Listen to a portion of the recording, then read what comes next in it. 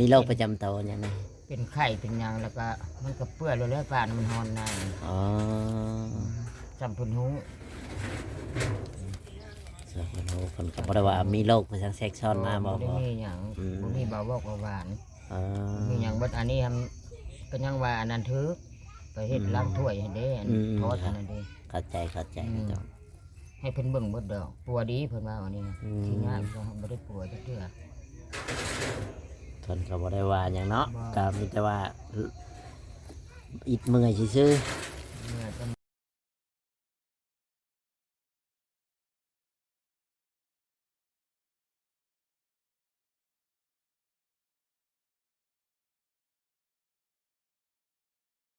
ๆสวัสดีและสบายดีพ่อแม่พี่น้อง FC มืดสุขคนพี่น้องเนาะวันนี้ทางบ่จอยก็มาบ้านน้องแต่อีกแล้วพี่น้องเช่นเขาเช่นเคยพุกโทษจานเอ็นสบายดีแม่ตู้มาได้ใช้ มาไปห้องหมอซักยา เป็นหยังนี่นะ โอ้ยเป็นเมื่อยเป็นอิดนี่แหละเป็นไข้ เป็นเมื่อยเป็นอิดเป็นไข่เอ้ากูนั่งในห่มกันนั่งในห่มกันแม่ตู้อันนี้เอาดินบล็อกนี่นั่งถามกันจักหน้อยหนึ่ง ซักยาแล้วหอบบ่ได้ นั่ง บ่ได้พักจักชาติ นั่งกันจักหน้อยหนึ่ง ท่านใช้ใช้ลมเพิ่นเขาจะใช้ใช้ลมให้ เขาจะใส่สโลมให้ เมื่อยเนาะเป็นกระปวดก็เมื่อยก็ขาดบดแนว ไม่ว่าร่างกายอ่อนเพลียเนาะ เพลียมันเมื่อย เมื่อยยักเมื่อยแม่ตู้หรือว่ากระหับ จะหาเป็นแล้วมาเมื่อยแห้งตกกินมือมันนี่แหละก็เป็นมันในช่อง3 เดือนนะอาจจะเอาหูพี่ก็ทำหัวว่าซื่อๆพอไปได้แล้วไป อ๋อแบบว่าแก่เหมือนครับกับเขาแก่กระดูกไปซื่อๆเนาะแม่ตู้เนาะแบบว่ามัน ใครบ่ฮู้น้ำหนาหยังว่า อืม ความอด อดหย่อนหาบ่มีเนาะ แกจะออกมันปวดเบิด เพิ่นว่าหยังนี่แม่ตู้เล่าให้ฟังหน่อย แต่ว่าจะเป็นเมื่อยเป็นนิดคันใช้ชะโลมก็ได้อยู่ผัดบ่อยากนอนเด้อยู่ห้องนะอยากเอามาพี่แล้วเพิ่นบ่รับประกันเอามาพี่เนี่ยคันนอนแล้วเพิ่นจะให้นะมันขึ้นเวลาเด้อย่างเด้ละย่านะ พอเฮายังพอไปได้อยู่เนาะ อ้าวเที่ยวไปซักเอา300,000พี่นี่ ไปตัดสัก300,000ไปคลินิกนี่บ่ บ่เพิ่นพาไปทุกชาลา สุขศาลาแม่ว่ากินข้าวบ่แซ่บบ่เพิ่นว่ามีโรคประจำตัวหยังไง เป็นไข้เป็นหยังแล้วก็มันก็เปื้อนเลยแล้วปานมันฮอนนาย อ๋อ จำเพิ่นฮู้ สาวคนโหเพิ่นก็บ่ได้ว่ามีโรคประจำแทรกซ้อนมาบ่ ได้มีหยังบ่มีเบาหวานเบาหวาน อ๋อ มีหยังเบิดอันนี้ก็ยังว่าอันนั้นถือไปเฮ็ดล้างถ้วยให้เด้อันทอดอันนั้นเด้ เข้าใจจ้ะ ให้เพิ่นเบิ่งเบิดดอกปัวดีเพิ่นว่าอันนี้นะที่งานก็บ่ได้ปัวจักเทื่อ เพิ่นก็บ่ได้ว่าหยังเนาะ บ่ ก็มีแต่ว่าอิดเมื่อยซื่อ เมื่อธรรมดาขาดสาร ๆขาดสารอาหารบ่ เพิ่นว่าต้อง เออ เพิ่นให้กินมื้อเช้ามื้อแลงอันนี้เพิ่นให้ใช้น้ำกินลิตรนึง เกลือแร่ โอลาโซดนี่ บ้านเราเกลือแร่เนาะโกละโซนนั่นแหละ โอลาโซด กินแบบว่าเฮาเมื่อยแบบว่าร่างกายเฮาขาดธาตุขาดสารอาหารหลายๆอย่างอะไรคือว่านั่นแหละ มันแดดช่วงหนึงนี่นะก่อนสิเป็นมันแบบเมื่อยกลางคืนก็บ่ได้นอนบ้านนึงมา2มันฮอนเลย เดี๋ยวก่อน ปิ่นเลยมันบ่ได้พักผ่อนนะ คันสิว่าไปนอนห้องหมอกะย่างน้ำลูกน้ำหลานอีกเนาะจักสิเป็นแนวใดจักสิไปทางใด กันบ่เมื่อทีบเลยอันนั้นบ่ฮู้เนาะ ชักยานี่พอมีเงินเวลาไปแล้วก็แล้วไปนะ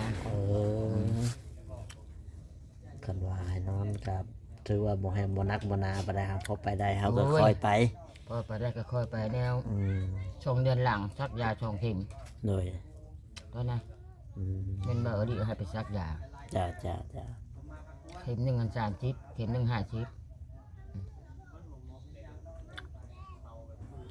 นี่แหละพี่น้อยเนาะคือว่าเราในตู้พังก็บ่สบายบ่สบายมาเรื่อยๆเนาะแต่ว่าเฮาก็พอไปได้เฮาก็เลยบ่อันนั้นคันบ่เฮาเมื่อยแฮงเลยเฮาก็บ่ไปเนาะ คันเมื่อยแห้งบ่ไปได้ เออ เริ่มทำลายเริ่มมีน้ำลายให้แล้วบัด อื นี้ ม เนี่ยมันขาดเบิดทุกสิ่งในกระโตนี่นะ มันขาดแบบว่าขาดภูมิต้านทานขาดหลายๆอย่างคือว่าแหละเฮาก็อายุหลายแล้วเนาะแม่ตู้เนาะ จุดนั่งมันจะแบบกัดหมุบตามคอนะ อ๋อก ระดง แบบมันปวดไปตามคอตาม เจ็บ อืม แพทย์หมอเพิ่นบ่ให้อันนี้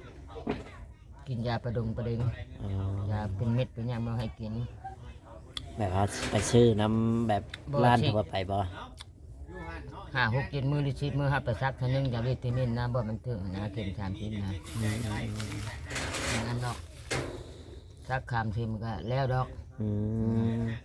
แบบเป็นอยู่ได้เป็นปีเลยเนาะ อ้าวก็เคยนะก็เอ้ย โดยบัดสิไปเฮ็ดเวียกเฮ็ดงานอีกต่อไปนี่ก็ห่วยสิเป็นอะไรสิไหวอยู่บ่บาดนี้คิดว่านี่ เฮ็ด น่าสมมุติว่ายามนาไปดำนารับจ้างรับก็เฮ็ดทางเดนี่อยู่บ่ ค่อยก้มมาได้ดำให้ดำนาลูกกาก็พอได้ดูห้องบ่ไหวนะ อืม เจ็บ ยันว่าไปรับจ้างรับบ่ายพอได้เงินใช้อย่างชั้น แบบ ซี่ หา นะ เจ็บอันนี้คันหาไผ่หากินนะได้ อืม ไผ่กระตากระบุญเลาะหาหันนะนี่เป็นน้ พอไหวเนาะ ำพอไหวแบบเฮากับได้พักผ่อนนะ เลยเฮาเมื่อยเฮาบ่ได้เฮาก็เซา นั่ง แม่น ไปรับจ้างน้ำไม้น้ำหน้าหมู่เจ้าสิเป็นบ่นางเจ้า เออเพิ่นจ้างแต่เทื่อเดียวนะ โอ้ยบ่อยากให้หมู่เว้านะ แม่นเพราะว่าเพิ่นก็ต้องการเนาะสมมุติว่าเฮาแล่นไปมันก็เพิ่นก็ต้องการแบบว่าอยากให้นาเพิ่นแล้วอยากซั่นจังซี่ก็ถึงเวลาจังได้ขึ้นเนาะ คันเกี่ยวแล้วได้ อืมเกี่ยวนะ หาอยู่หากินแล้วได้นะ เออ เพราะว่าก็แต่ไปหั่นนะ อืม แล้วไปก้มบนมือบนเวนโอ้ยบ่ได้พอดีล้มคาให้หน้าตายเลย เพิ่นไปล้มไปอันนั้นแฮงนักกว่านี้แล้วเนาะแม่ตู้ โอ้ยแห้งแล้วว่าง อืมสู้ไปแม่ตู้เอ้ย นี่ กินข้าวกับหยังมื้อนี้แม่ตู้กินข้าวเช้านะ เมื่อเช้านี้บ่ค่อย โน่ คั่วปองปลาเทเฮ็ด จะเฮ็ดหยัง เดี๋ยวเขาเก็บนี่ล่ะเพราะว่าเฮ็ดบ่าวเวียงว่ามันเกิด อ๋อเฮ็ดขาวนี่บ่ เฮ็ดบด อ๋อเฮ็ดบดกับมันอันนั้นอะไรกับมาคั่วใส่กับไข่ บ่ว่าปองปลาบ่มีไข่ เอ้ยคั่วกับปองปลาว่ะพี่ บ่มีไข่ เออ แล้วก็ใช้น้ำมันหมูเนาะผักทอดผักเทียมเกี่ยวแล้วก็เอาเฮ็ดเอาหยังลงมาสุกแล้วก็เอาปองปลาทุ่ง อืมแบบหอมผัดนี่เนาะ โดย กินกับข้าวเหนียว ข้าวเหนียวนี่กิน5-6คำนึงนะ เดี๋ยวว่ากินกับข้าวเหนียวมันกับบ่อยากเข้ากันปานใดแล้วแบบมันกินกับข้าวเจ้ามันอยากเข้ากันแน่เพราะว่าเฮาคลุ พ่ ก อได้แม่มันพ่อได้หุงได้หิงกินข้าวแล้วเมื่อยมันบ่เมื่อยกันนั้นนี่ดอก เออเมื่อนั้นคือเห็นบ่แซ่แนวข้าวมาให้บ่ แม่น เออก็ได้กลุ่มหลายเติบเลยเด้เนาะแม่ตู้เนาะก็โดนเติบแล้วบัดนี้ก็หาคันว่ามีเหือมีแห้งก็หาหันหานี้เนาะพอได้ตื่นก็หา โอ้ยแม่น ค่าขายกินเล็กๆน้อยๆก็ว่าไป บ่ได้ สำแห้งเขามี ซื้อนะบ่มักอยู่ดอกอันนี้หันหาอยู่หากินเทื่อมันไปถอนมันแม่บอก จักแหละขอ แม่ติ คอยบ่ฮู้ เทื่องแล้วเว้ย อ๋อ ใส่แว่นฮะอันนี้ก็น้าสาวมัน อืม มันอยู่นั่น เขามาอยู่นี่แหละบ่แม่นตู้ เขาสิมาลูกมันมานอนแตะคืนนึง เออ ไปถอนเงินมาเสียแต่ดินมาเลย ถอน เฮ็ด เงิ ไว้ น แต่ดินได้4ล้านไป อืม เขาทุกข์เขามีเงินธนาคารฝากโอ้ยถูกเขาลูกจ้า แม่นแหละถูกมันมีเงินเฮาบ่ถูกบ่มีเงินเด้ ไม่มีว่าบ่มีเลยบ่มีค่อยคนชื่อได้ตรงใดตรงนั้นทำรถเบาเลย ข่อยคือกันแหละแม่ตู้ข่อยมา บ่มีข้าวบ่มีก็มี ยามมันมีก็จะแบบว่ามันเข้ามาก็แป๊บเดียวจะมาคันมันบ่มีก็บ่มี บ่มี อีหลีเด้แม่ตู้ หาประกอบไปแล้วหาข้าวประมาณเพชรไปเห็นชุดหนึงเราไล่ต้นชาประมาณนี้แหละ อืม ใส่ข้าวกินให้ว่าเด้ว่าเพิ่นเหลือเบิ่งแนวข้าวมาอีกเนาะ อืมนี่แหละพี่น้องเอ้ยเนาะชีวิต ชีวิต แม่น ค่อย ตู้ โอ้ยทุกข์อยู่ได้ไป สู้มาเนาะจนเลี้ยงหลานใหญ่ชำนี้ แต่บ่ฮู้ว่าลูกหลานสิเลี้ยงเฮาชำใดเฮายังบ่ฮู้จักอนาคตข้างหน้าเนาะว่าบ่แรงว่าบ่ได้ให้คำตอบตัวเองก็บ่ได้ คะแนนข้าวใหญ่หั่นนะ อ๋อว่าสิให้เขามาเลี้ยงเฮานี่บ่จักเลยให้คำตอบยังบ่ได้ บางอย่างเทื่อมันใหญ่ไปมันฮู้ความก็มีช่องบ่เห็น แม่นอนาคตข้างหน้าเนาะแม่ตัวเนาะอ๋อบ่ กาย ได้ จักเทื่อห่อจักเทื่อสามัญก็ได้ เดี๋ยวยังซ้ำนี้ยังเป็นห้างซ้ำนี้ ยังมาเป็นคนมาเว้าจากแจกกับเฮาเนาะยังว่ามาให้เฮาใส่เฮาเว้าเฮาว่าร้อยหนึ่งได้ นั่นมันบอกกระจายข้อกระยุนี่คือสมมติว่ายามมื้อแรกนี่เนาะนี่5-6 โมงมันหาเตรียมแล้วดอก มันเฮ็ดใจ แบบว่าบ่ได้บอกเฮาบ่แม่นตัว บ่ได้ยังเงียบไปนี่ก็เด้อมันแล้วถึงบ้านมันก็บ่ได้บอก เออ ไปแล้วก็ค่อยนิ่งแล้วก็ไปแล้วบ้านนี้เจ้านี่น้ำแล้วก็ ขับ ขึ้น เผลอหน่อยหนึงคือว่าไปรถ โอ้ย เผลอหน่อยหนึง มีแนวเฮ็ดใช่นี่คือมีแนวเข้าล่างมัน เออ แม่นเว้าเด้อ เวลาขับเผลออะไรแบบว่า ไปโลด ไปรถ เจ้าอยู่ ไป ได้นอนได้บ่เจ้าว่าเอา แม่นั่นแหละ เดียวนี่